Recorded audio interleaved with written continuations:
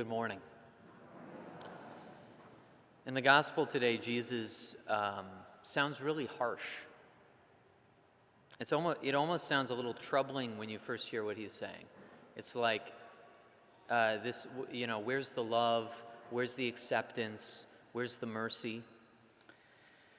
But we have to remind ourselves that, okay, he's God. He is all-knowing, he's all-powerful, and he's all-loving. He doesn't make mistakes.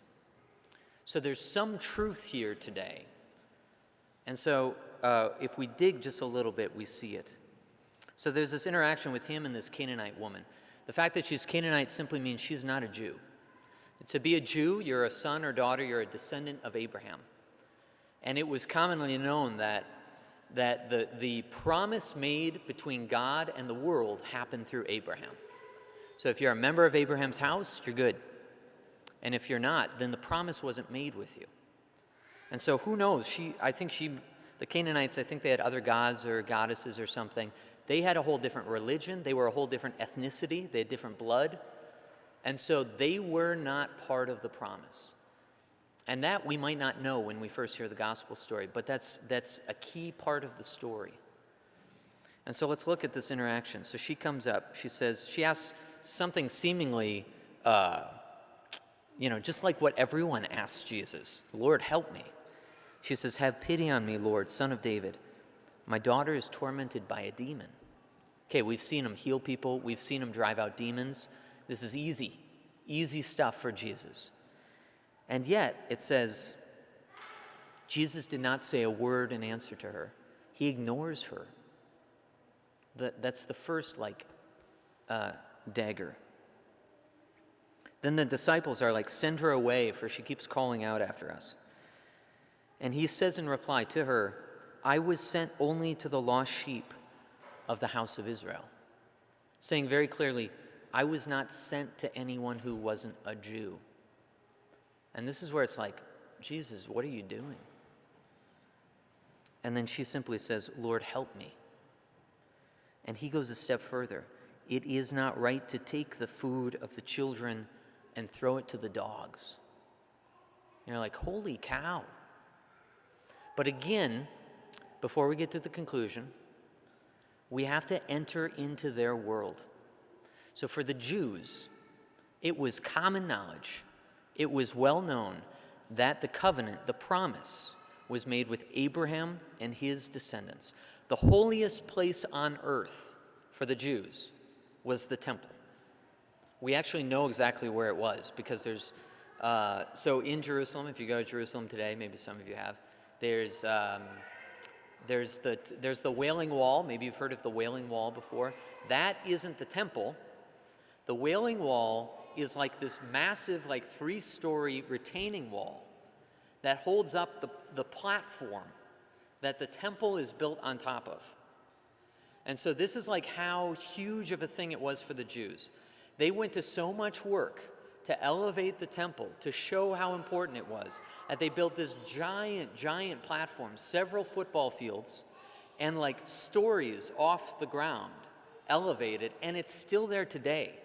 When the Roman army came and sacked Jerusalem and destroyed the walls of the city, they did not destroy that retaining wall type thing, that elevation, that temple mount, because it was so large. They leveled the temple, but they didn't destroy the temple mount. You can still go see it today. This was built to be super, super prominent because the Jews knew that is where God dwelt on earth. So we are going to make it the most important thing that we've ever built. If we were to have gone there at the time of Jesus, we wouldn't have been able to get very close. The court of the Gentiles was on the outside. So you come and you and I, if we don't have any Abrahamic blood pumping through our veins, if we aren't Jews, we don't get to go past the outer court.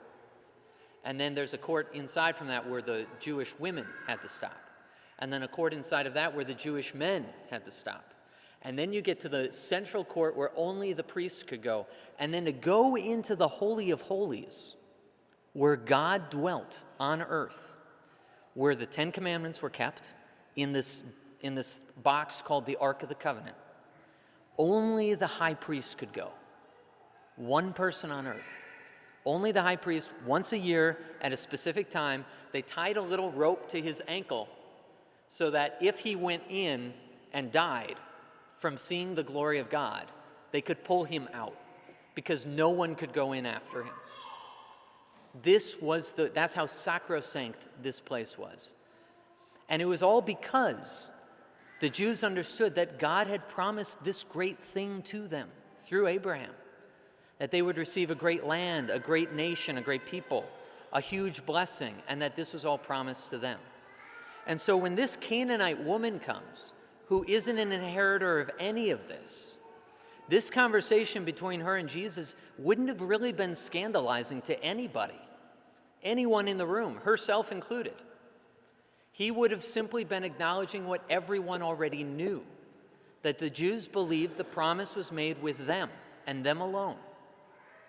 But then the change happens. So Jesus says it's not right to take the food from the children and throw it to the dogs, but she continues to push. And she says, "Please, Lord, for even the dogs eat the scraps that fall from the table of their masters." And Jesus says, "O woman, great is your faith. Let it be done for you as you wish." So what actually ends up happening? The same exact thing that had only been given to the Jews up to that point. Jesus had been running across the countryside, performing miracles, multiplying loaves, raising, healing people, whatnot, driving out demons from Jews. The thing that everyone understood was meant the Messiah was supposed to do, bring the Jewish nation to its fullest, highest point, he was doing. And yet here's the plot twist, that now this Canaanite woman comes, she pushes, and he opens something, he reveals something new to us, that actually to be the inheritor of the promise that God made with Abraham doesn't mean to be a biological child of Abraham. It means to be a child of his faith that God would save him and that God would do the things he promised. That it's actually faith that makes you and me an inheritor of that great promise. And so then the question is like, okay, so how's that connect? What's that mean for you and me today? Well, it still leaves this interesting fact. Why did God even work with the Jews then?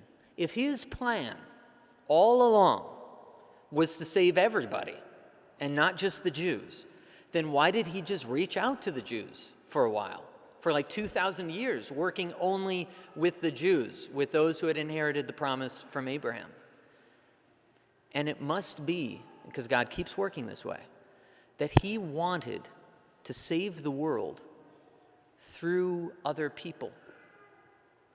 God chose the Jews because he wanted to save the world through the Jews. He wanted to bring all people to himself through Abraham and his descendants. And he did. Because Jesus is a descendant of Abraham, of the house of David. He's the inheritor of the entire promise. And it's through him now that all of a sudden all people are drawn to God. And guess what? That hasn't changed. The way that God today wants to draw the whole world to himself, and he wants to draw everybody, everyone here this morning, everyone in the whole city of Minot, everyone in America and in Madagascar and Saudi Arabia and Russia and everyone everywhere, he wants to draw to himself. And the way he chooses to act is by drawing people to himself through us, through those that are already his children, which it turns out we are, by faith, by baptism. That it's through you and me that he wants to draw others to himself. And that doesn't mean that we have to run around and be preachy and like constantly talking about the gospel and everything else. We don't have to be as articulate and huge proclaimers of the gospel as Father Justin Waltz is. We simply have to do what the Jews were doing, which was be faithful to what was asked of them. Did Mary have any idea when the angel came to her, that the whole world would be drawn to God through her yes. And yet that's what was required. God asked something of her. She said yes. And what ends up happening? From the fruits of that yes, Jesus, the whole world is drawn to God. The same can be true of you and me. If we want our families to be a place where others are drawn to God, we need simply do what Jesus is asking us to do. And what is he asking us to do primarily?